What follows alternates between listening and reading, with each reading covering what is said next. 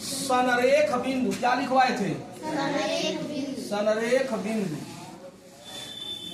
सनरेख बिंदु जैसे मान लो एगो बिंदु यहाँ, एगो यहाँ, एक यहाँ, आप तीनों को मिला के रूलर से यानी स्केल से यानी पटरी से चाहे इंचिल से जब कहते हैं, रूलर कहो, पटरी कहो, इंचिल कहो, कहते हो ना अपने अपने भाषा में, तो सलाखा भी कई लोग कहते हैं, उससे मिला करके तीनों बिंदु जैसे ए, बी और सी है, इस तरह है। तो इस प्रकार ये तीनों बिंदु एक ही रेखा पर आ जाए तो उन तीनों बिंदुओं को सनरेख बिंदु कहेंगे, ठीक ना।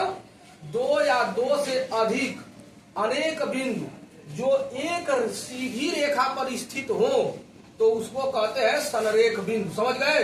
सनरेख बिंदु समझ गए ना। ऐसे बिंदु या ऐसी बिंदुएं जो एक ही रेखा पर स्थित हो, जैसे यह रेखा है, इस पर एक बिंदु, ऐसे ऐसे कई बिंदु है, इस सभी बिंदुएं सनरेख कहलाएंगी, ठीक है। सनरेख बिंदु कौन कहलाएंगी? जो एक ही रेखा पर स्थित हो। समझ आ गया? लेकिन अगर जो ऐसे ऐसे ऐसे तीन वो बिंदु दे दिया हो कि सनरेख नहीं है, देख रहा हो ना, एक रेखा पर नहीं है, तो सनरेख बिंदु उसको कहते हैं जो एक ही रेखा पर स्थित होती है। इससे पहले थोड़ा रेखाओं समझा दें। रेखावा क्या है? कोलिनियर पॉइंट बोलते हैं। कोलिनियर पॉइंट कहीं इंग्लिश में लिखा हो सीबीएसई वाला किताबिया में तो समझ लेना कि सनरेख बिंदु कहता है, ठीक ना। सनरेख बिंदु कह रहा है कोलिनियर पॉइंट। आगे देखो, पहले रेखा समझ लो, उसके बाद समझ लो रेखा। रेखा क्या है? तो जैसे देखो ऐसे दोनों तरफ तीर लगाओ, दोनों तरफ, यहाँ देखो बी, ए और बी, ए और बी देख रहे हो, ए और बी लास्ट पॉइंट नहीं है, यानी रेखा आगे इधर भाग रही है। इस प्रकार यानी वह लाइन यानी उस आकृति को हम रेखा कहेंगे जो दोनों तरफ अनंत बिंदुओं तक बढ़ाई जा सके, ठीक ना। रेखा की लंबाई निश्चित नहीं होती है, वो दोनों दिशाओं में अनंत तक जा सकती है, ठीक ना। इस रेखा का कोई लास्ट पॉइंट नहीं होता है। जैसे देखो तीर लगा है, तीर बता रहा है कि दोनों तरफ अनंत तक जा सकती है, लेकिन इसकी चौड़ाई मोटाई नहीं होती है, केवल लंबाई होती है, वो भी अनंत तक। अगर जो ऐसे लिखा है ए बी है, उसके ऊपर ऐसे दोनों तरफ तीर लगाया है ऐसे, इसको पढ़ते हैं रेखा ए बी। क्या पढ़ेंगे? रेखा ए बी। अच्छा, इसको क्या पढ़ेंगे? इसको क्या पढ़ेंगे? किरण ए बी। और इसको क्या पढ़ेंगे? रेखाखंड ए बी। रेखाखंड ए बी, किरण ए बी, रेखा ए बी। समझ में आ गया? किरण, रेखा, रेखाखंड, किरण और रेखा। समझ में आ गया ना। जब ये समझ में आ गया तो अब आगे बढ़ेंगे। अब प्रतिच्छ ऐसी दो रेखा जो एक दूसरे को किसी एक वरिष्ठ बिंदु पर काट करके जाती हो तो उन्हें प्रतिच्छेदी रेखाएं, इंटरसेक्टिंग लाइन कहते हैं। यानी वे रेखाएं जो एक दूसरे को किसी न किसी बिंदु पर काटती हुई चली जाए उसको प्रतिच्छेदी रेखाएं कहते हैं। अब आ गया तुम्हारा समांतर रेखा। समांतर रेखाएं, समांतर रेखाएं क्या है बाबू? तो समांतर रेखाएं ऐसी दो रेखा जो अनंत तक बढ़ाने पर एक दूसरे को काटती न हो उसे समांतर रेखा कहते हैं। जैसे देखो इसको कहीं तक बढ़ाओ, काटेगी नहीं, इसको क्या कहेंगे? समांतर रेखा, पैरल लाइन कहेंगे, ठीक ना। समांतर रेखा, पैरल लाइन, या दोनों तरफ। तो इस प्रकार से समांतर रेखा किसको कहेंगे? वे दो रेखाएं जिनके बीच की दूरी हर जगह बराबर हो। अगर 3 सेमी यहाँ तो 3 सेमी यहाँ, 3 सेमी यहाँ, 3 सेमी यहाँ, हर जगह 3 सेमी हो तो हर जगह 3 सेमी, यानी ऐसी दो रेखाएं जिनके बीच की दूरी हर जगह बराबर हो उसको कहते हैं समांतर रेखाएं। क्या कहते हैं? समांतर रेखाएं। अगर तो इसी तरह से ऐसे दो रेखा दिया काट नहीं रही है, समांतर रेखा है? नहीं है, क्योंकि आगे बढ़ा देंगे तो ये काट देगी, ठीक ना।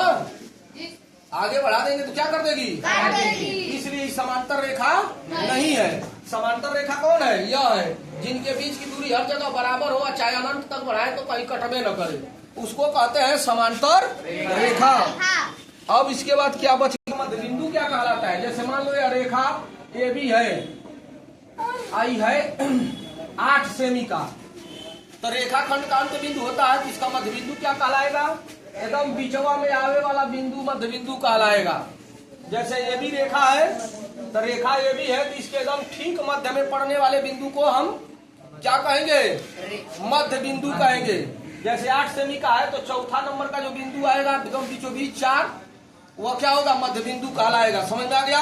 तो मध्य बिंदु वाला एकदम बीचों बीच में आने वाला मिड पॉइंट यानी रेखाखंड के ठीक मध्य में बीचों बीच में आने वाला, जहाँ रसरी बांध के खड़ा कर दे तो क्षैतिज हो जाए एकदम बराबर, उसको कहते हैं मध्य बिंदु। समझ आ गया? तो मध्य बिंदु समझ आ गया ना?